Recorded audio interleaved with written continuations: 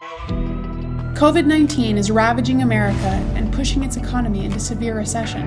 But for some reason, the U.S. government seems more focused on finding a scapegoat than addressing the urgent lethal threat. The consequences of this virus are going to be far-reaching and long-lasting for the Chinese Communist Party. China's reflex for censorship and secrecy led to early missteps in managing the pandemic. But as the coronavirus has spread across the world, both Washington and Beijing have used a war of words to shift the blame. It's not racist at all, no, not at all.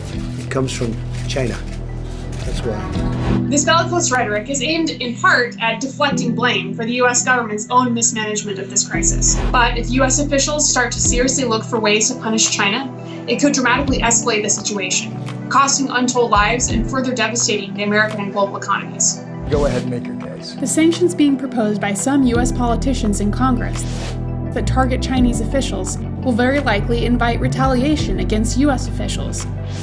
Other measures to punish China economically will almost certainly damage American business interests, just as jobless claims reach unprecedented heights, and economists predict that U.S. GDP could drop by a stunning 40% in the next 3 months. And invoking international law to demand China pay reparations for the damages caused by the pandemic will invite retaliation against the U.S. for its own alleged serial violations of international law. And how many countries in the world would really benefit from having to choose sides in a catastrophic Cold War between Washington and Beijing? Don't politicize this virus. It exploits the differences you have at the national level. There will be time for researchers to investigate the origins and spread of the outbreak, and China will need to honestly reckon with its own errors.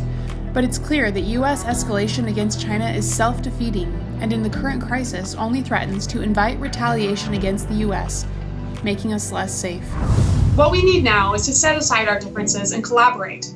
In this new world, our main challenges are shared challenges: pandemics, climate chaos. But if both sides fight fire with fire while the house is burning, it will burn down with both inside.